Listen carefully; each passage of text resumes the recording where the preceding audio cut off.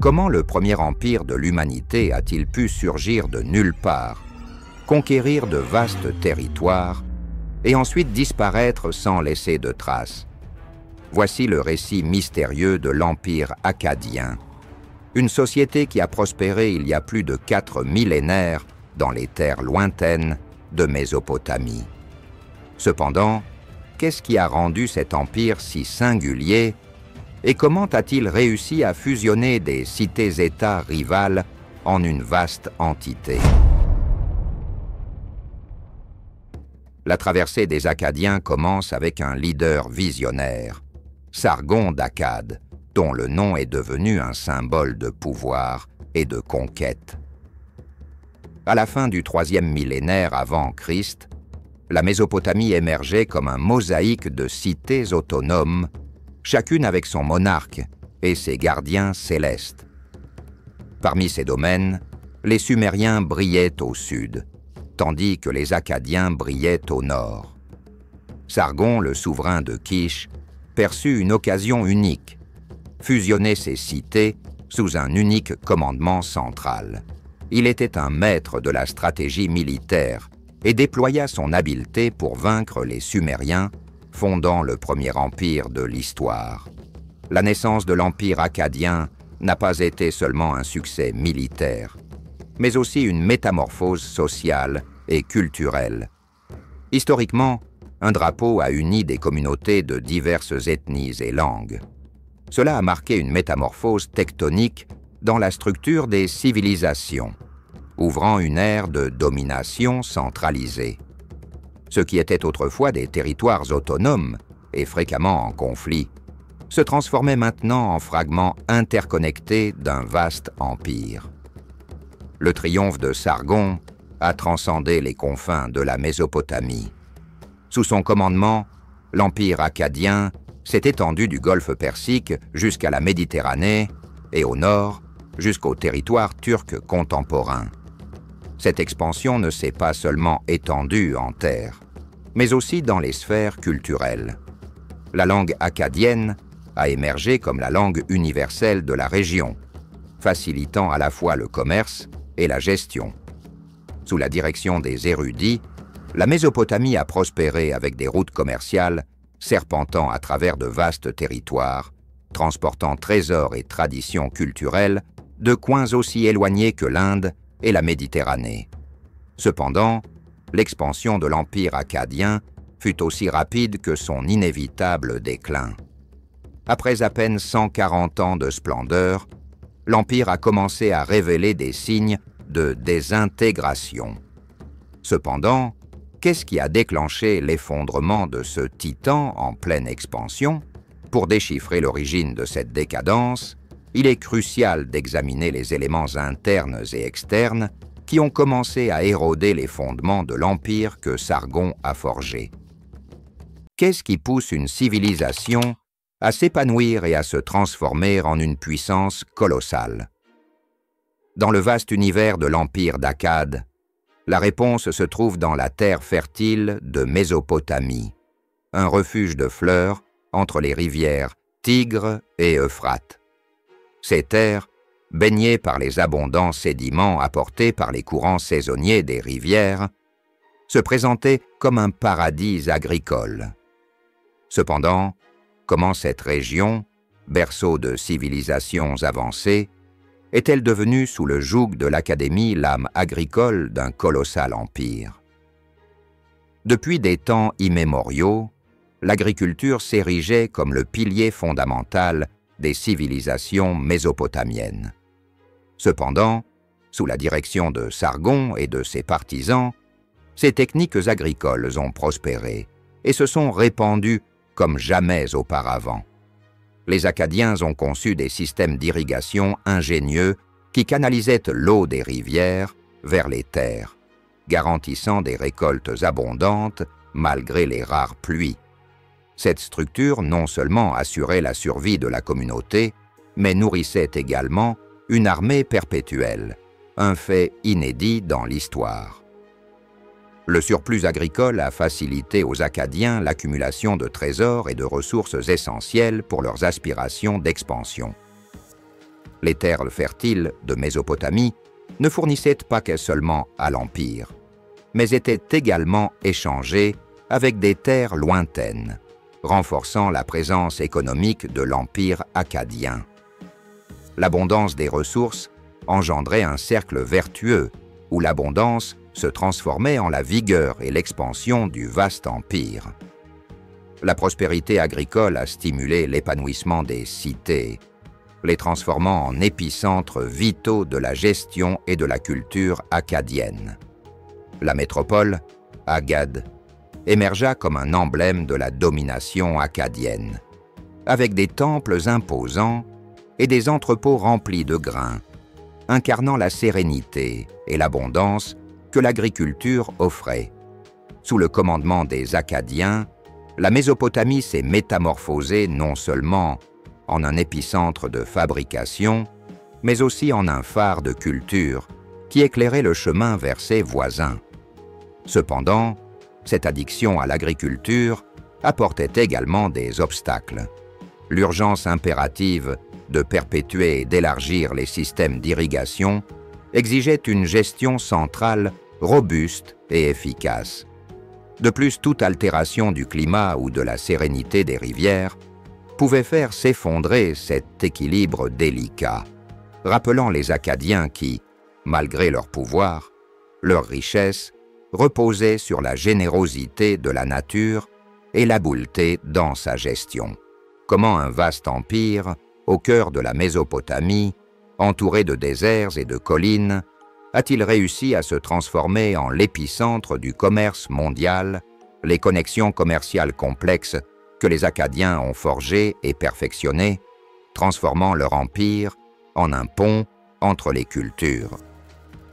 Ces routes commerciales n'ont pas seulement apporté à la Mésopotamie abondance et marchandises exotiques, mais ont également été des éléments clés dans l'évolution culturelle et politique de l'Empire akkadien. À l'époque des Akkadiens, les artères commerciales qui traversaient la Mésopotamie ont prospéré de manière remarquable. Ces routes reliaient l'Empire à de vastes territoires, tels que la vallée de l'Indus, l'Anatolie et la Méditerranée. Lors de ces traversées, des trésors précieux tels que l'ivoire, les pierres semi-précieuses, les métaux et les épices étaient transportés, tous convoités dans les cours akkadiennes. Cet échange incessant non seulement enrichit les dirigeants, mais il impulsa également un torrent d'innovation et de technologie qui transformèrent la région. Les caravanes qui serpentaient sur les routes akkadiennes ne transportaient pas seulement des biens, elles apportaient également avec elles des récits, des savoirs et des traditions de terres lointaines. Cet échange culturel a facilité aux Akkadiens l'absorption et l'adaptation des innovations d'autres cultures, consolidant leur rôle de dirigeants dans la région. L'Empire a prospéré grâce à des techniques innovantes de métallurgie et d'artisanat, tandis que les théories religieuses et philosophiques ont enrichi son essence spirituelle et culturelle.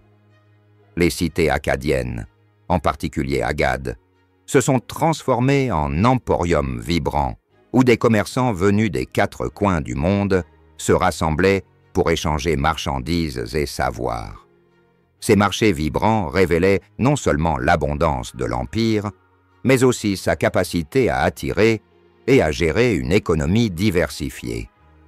Le gouvernement akkadien, conscient de la pertinence de ces connexions, instaura des réglementations qui facilitèrent le commerce et protégèrent les commerçants, garantissant ainsi que le flot de biens et de richesses ne s'arrêta jamais. Cependant, comme tout dans l'Empire, ces connexions commerciales reposaient sur une infrastructure solide et une gestion méticuleuse.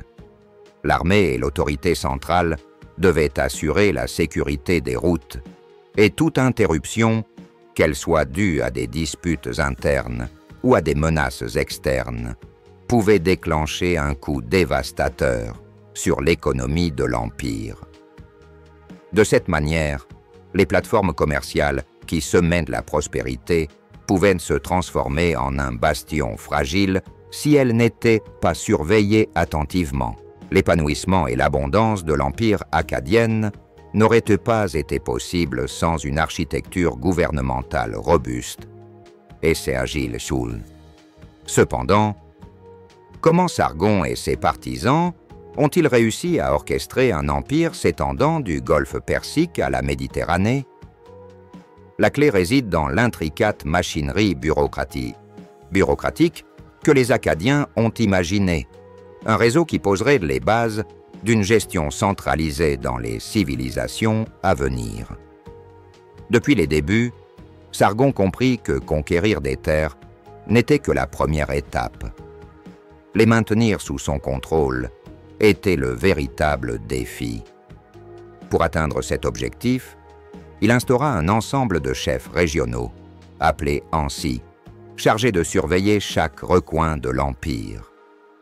Ces mandataires étaient directement liés au monarque, chargés de garantir l'observance des lois, la collecte des impôts et la sérénité de toute insurrection communautaire. Ce mécanisme a permis aux Akkadiens d'orchestrer une domination solide sur leur vaste territoire sans avoir besoin d'une présence militaire constante à chaque coin. De même, les Akkadiens ont conçu une machinerie administrative qui orchestrait les ressources de l'Empire avec maestria. La direction était composée d'écrivains et d'employés qui gardaient minutieusement les registres des récoltes, du commerce et des impôts. Ces registres étaient cruciaux pour assurer que les ressources soient réparties de manière équitable et que les demandes de l'armée et de la citoyenneté soient toujours satisfaites. L'écriture cunéiforme, perfectionnée par les Akkadiens, est devenue une boussole essentielle dans ce voyage, facilitant une communication fluide entre les diverses régions de l'Empire. L'élite akkadienne n'a pas seulement orchestré l'économie mais a également sculpté la structure sociale et spirituelle de l'Empire. Les temples, ces épicentres spirituels et économiques, s'entrelaçaient avec le tissu de l'État, et les prêtres jouaient un rôle crucial dans l'administration des terres et des trésors du temple. Cela garantissait non seulement la bénédiction des divinités, mais renforçait également l'autorité du monarque en tant que médiateur entre les divinités et le peuple. Cependant, la concentration du pouvoir et la machinerie administrative complexe apportaient également des défis. Avec l'expansion de l'Empire, la gestion devenait de plus en plus difficile à gérer. La connexion entre les zones éloignées et la métropole pouvait être lente, tandis que la corruption ou le manque d'éthique à tout niveau du système administratif pouvait causer des ravages. De même, conserver la confiance des dirigeants et garantir l'arrivée ponctuelle des tribus exigeait une danse délicate entre pouvoir et persuasion. Malgré les obstacles, l'architecture gouvernementale d'Akkadie fut un exploit remarquable qui permit à l'Empire de prospérer pendant plus d'un siècle.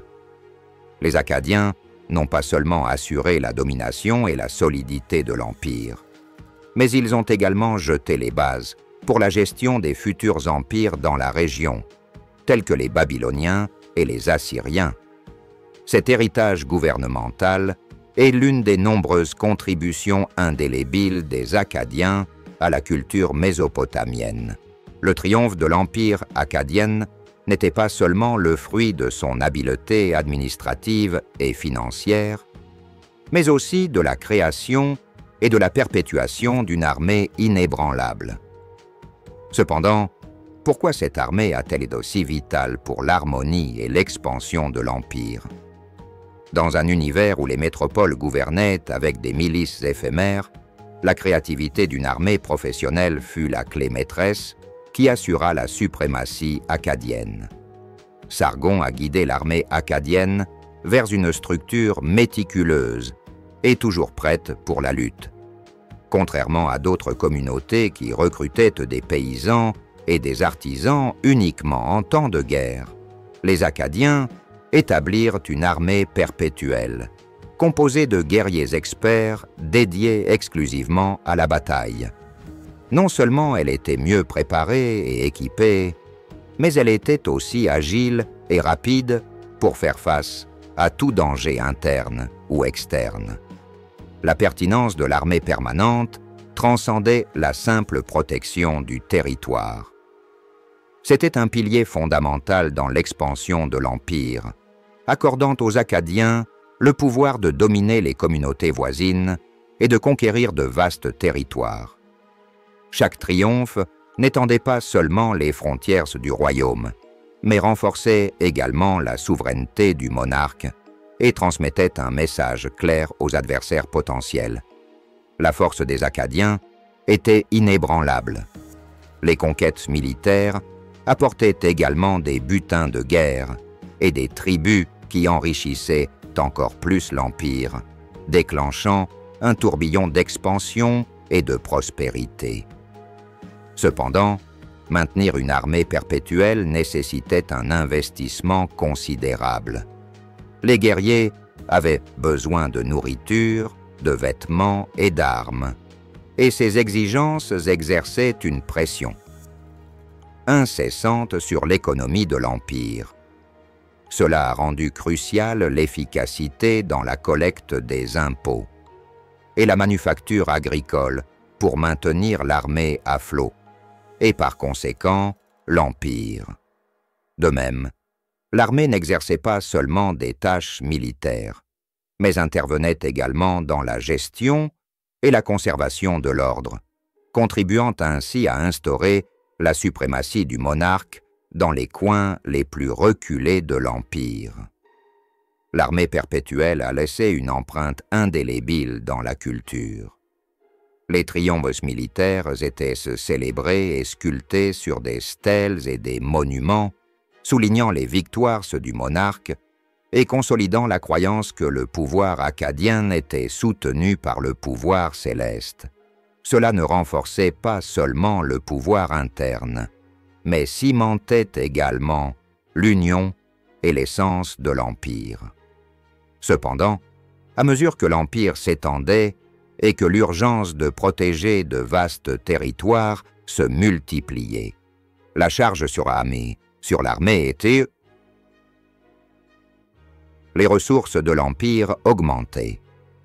La soif insatiable de ressources et l'expansion territoriale sans but définie commencèrent à semer les graines des tensions internes, qui finiraient par défier la solidité de l'Empire d'Akkad. À mesure que l'Empire d'Akkad prospérait et s'épanouissait, des frictions internes commencèrent à émerger, défiant la sérénité que Sargon et ses partisans avaient forgée avec tant de sacrifices. Comment un empire aussi vaste et varié pourrait-il rester sous la même domination? Cette question s'est érigée en défi perpétuel car l'expansion de l'Empire a amplifié les complications de gérer un vaste et hétéroclite territoire. La vertigineuse expansion de l'Empire a provoqué un appétit insatiable pour les ressources. Les terres conquises devaient être harmonieuses et gérées, ce qui nécessitait à la fois des âmes et des ressources. La pression sur les provinces pour collecter les impôts nécessaires au maintien de l'armée et de l'administration centrale s'intensifia, provoquant fréquemment des frictions et des disputes avec les dirigeants locaux. L'efficacité administrative, colonne vertébrale du triomphe akkadienne, a commencé à révéler des fissures sous le tourbillon d'exigences implacables. De même, la richesse culturelle et linguistique de l'Empire était un défi pour son harmonie. Bien que les Acadiens aient réussi à unir diverses communautés sous leur mandat, les racines locales et les identités culturelles persistaient intactes. Les frictions ethniques et régionales ont commencé à surgir, surtout dans les zones périphériques où le gouvernement central était plus fragile. Cela a compliqué le maintien de l'ordre et de la stabilité, et les insurrections locales ont commencé à mettre en péril l'essence de l'Empire. Un élément crucial fut la constante dépendance de l'armée pour maintenir le commandement de l'Empire. Bien qu'il ait été un outil d'expansion efficace, il est également devenu un fardeau considérable pour l'économie. Le maintien d'une armée de cette envergure demandait des ressources constantes, et toute interruption dans la collecte des tributs ou dans la récolte agricole pouvait faire s'effondrer le délicat mécanisme qui soutenait l'Empire. Avec le passage des années, le coût de maintenir l'armée a commencé à dépasser les avantages qu'elle offrait, générant une lutte perpétuelle entre les exigences militaires et les capacités financières. En fin de compte, la concentration du pouvoir entre les mains du monarque et de son gouvernement a commencé à décourager les élites locales, qui se sentaient de plus en plus abandonnées. Ces tensions internes, entrelacées avec les assauts externes des communautés indigènes et des adversaires aux frontières, ont forgé un environnement de chaos qui, avec le temps, deviendrait insoutenable. L'Empire akkadien, édifié sur l'expansion et la concentration du pouvoir, a commencé à révéler des signes de fragilité sous le poids de ses propres conquêtes. Comment un domaine qui semblait inébranlable peut-il commencer à s'effondrer sous le tourbillon de la fureur céleste? À son apogée, l'Empire akkadien ne se heurta pas seulement à des défis politiques et militaires, mais aussi à une menace qui, selon les légendes, provenait du royaume céleste. Au cœur de ce récit se trouve Naram-Sin, le descendant du célèbre Sargon, dont la voracité et la vanité sont soupçonnées d'avoir provoqué une cascade de calamités et marquant le début du déclin de l'Empire. Naram-Sin hérita un vaste empire qui englobait de vastes territoires et jouissait d'une abondance inusitée. Cependant, son désir insatiable de renforcer son domaine et son ardent désir d'être vénéré comme un dieu vivant l'ont poussé à accomplir un exploit inimaginable, détruire le temple d'Enlil dans la vénérée ville de Nippur. Ce sanctuaire n'était pas seulement l'Anestis, de vénération, mais un emblème de la danse entre les divinités et les humains. En l'anéantissant, Naram-Sin n'a pas seulement affronté les forces célestes, mais il a également rompu un pacte sacré qui garantissait l'harmonie dans son domaine.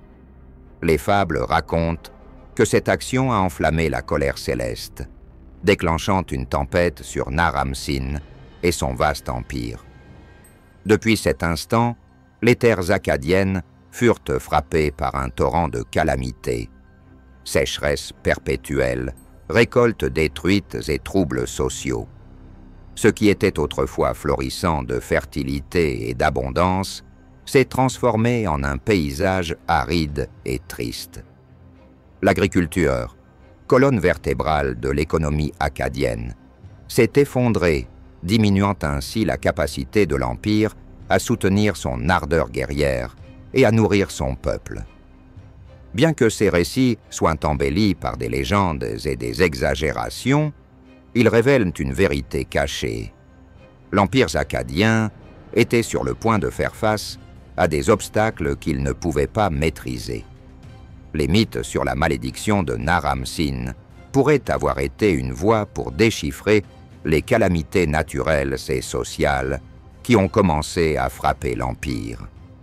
L'intrigue de la malédiction a donné un sens à une série de catastrophes qui ont fait s'effondrer l'un des empires les plus puissants du passé. L'empreinte de ces légendes a laissé une marque indélébile non seulement dans la communauté akkadienne, mais aussi dans la mémoire du futur. L'ombre de la malédiction a sculpté Naram-Sin, le transformant non seulement en un titan de la conquête, mais aussi en un emblème de la vanité humaine face au divin. Le récit de sa chute et de la punition divine s'est transformé en un avertissement perpétuel sur les risques d'affronter les forces supérieures, un rappel que même les monarques les plus puissants n'échappent pas aux conséquences de leurs actes. Que se passe-t-il lorsqu'une terre fertile et abondante se transforme en un désert stérile? La réponse à cette question peut être trouvée dans l'épopée de l'Empire akkadien, dont l'éclat à son apogée semblait éternel. Cependant, cette abondance était intrinsèquement liée à l'harmonie de l'environnement, et lorsque la mère nature se rebella, les fondements de l'Empire commencèrent à s'effondrer. Pendant le règne de Naram-Sin, la Mésopotamie a connu une tempête climatique bouleversante. Les précipitations qui nourrissaient autrefois le Tigre et l'Euphrate se sont évaporées, et les sécheresses persistantes ont transformé les terres fertiles en zones arides et désertiques. La pénurie d'eau a non seulement réduit la production agricole, mais a également détruit les systèmes d'irrigation essentiels pour maintenir en vie les villes akkadiennes. La diminution de la culture des terres a laissé une empreinte indélébile sur l'économie de l'Empire. Sans le soutien nécessaire pour tous ou la communauté et l'armée, l'harmonie interne a commencé à se désintégrer. Les artères commerciales, jadis le cœur de l'Empire, furent affaiblies par le manque de marchandises et l'instabilité croissante provoquée par les émeutes. Les marchés vibrants se sont évaporés et l'économie, qui avait prospéré pendant des années, a commencé à s'effondrer. Le chaos social fut une autre conséquence immédiate de cet effondrement financier. Les privations ont déclenché le mécontentement parmi la population, et la foi en l'autorité du monarque a commencé à s'effondrer. Ceux qui vénéraient autrefois Naram-Sin comme un dieu remettaient maintenant en question sa légitimité, tandis que les cités qui formaient l'Empire commençaient à envisager la division comme une possible solution à leurs défis actuels. Les insurrections et les disputes internes se multiplièrent, érodant encore plus le tissu social de l'Empire. L'effondrement financier a également ébranlé les entrailles de la machine politique et administrative impériale. Sans les ressources indispensables pour soutenir l'entrelac bureaucratique qui maintenait l'unité de l'Empire, les provinces ont commencé à agir avec plus d'autonomie, s'éloignant du commandement central. La fragmentation du pouvoir gouvernemental central a déclenché une perte progressive de contrôle sur les zones environnantes, et ce qui semblait autrefois un empire uni a commencé à se désintégrer en factions et en cités-États autonomes.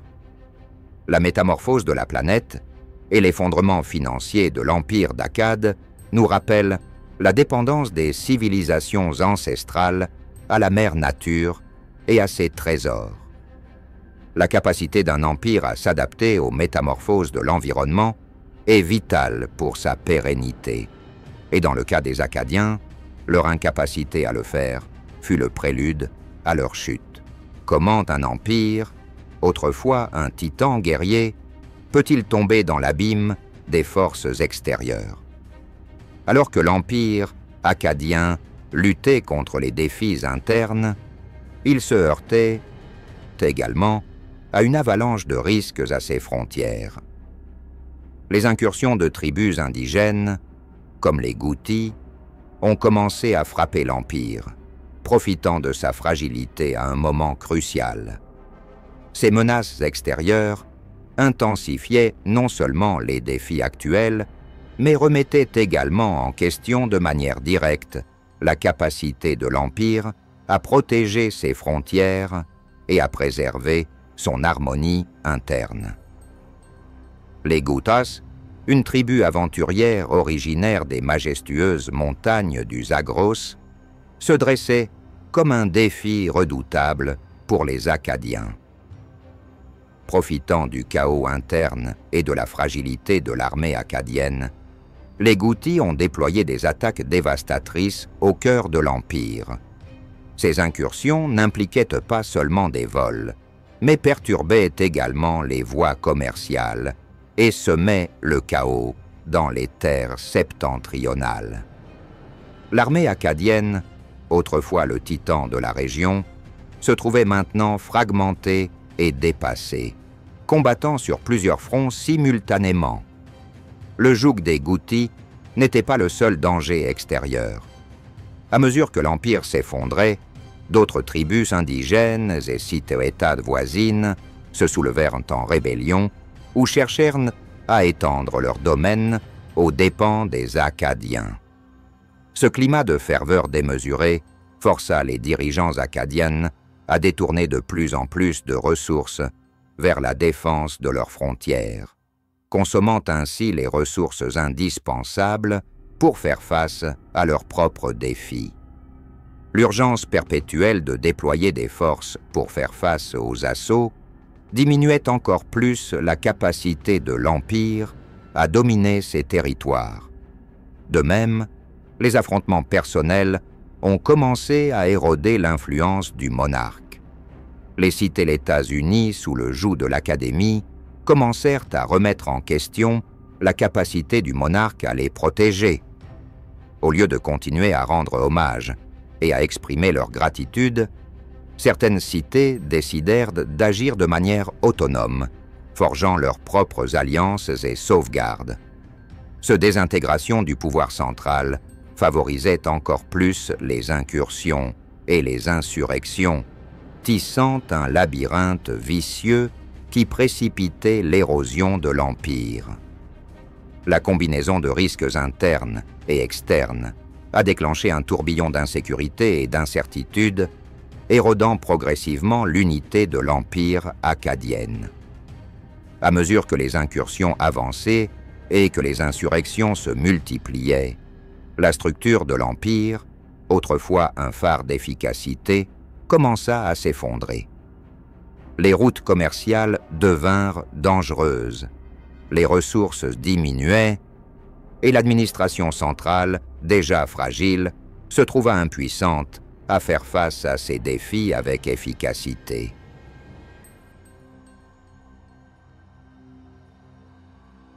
Comment un empire qui autrefois unissait de vastes régions sous une seule bannière s'effondre-t-il?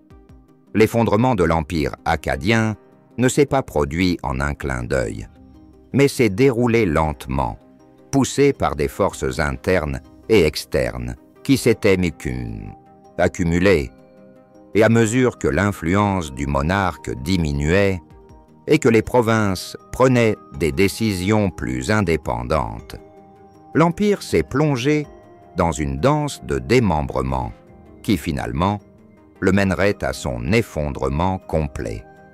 L'un des premiers signes de cette désintégration fut le démantèlement des cités-États qui formaient le cœur de l'Empire. Ces cités, auparavant subordonnées au monarque acadien, se rebellèrent contre la tyrannie centrale et s'autogouvernèrent. La dévotion cimentée sur la force et la gestion méticuleuse s'est effondrée lorsque les dirigeants locaux se sont révélés impuissants à maintenir l'ordre et à protéger la citoyenneté des menaces extérieures.